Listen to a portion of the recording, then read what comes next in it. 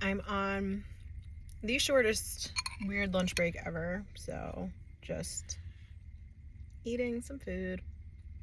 Broccoli, wild rice, avocado, and Bragg's sauce, which is like a amino acid soy sauce. I'm waiting for one of my people that I work with, so if you see me looking over my shoulder, that's what that's all about.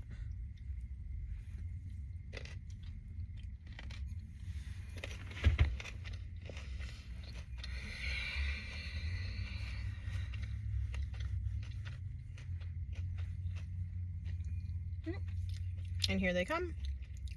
So at least I got a few bites. Nourishing food. Cheerio. Have a beautiful day.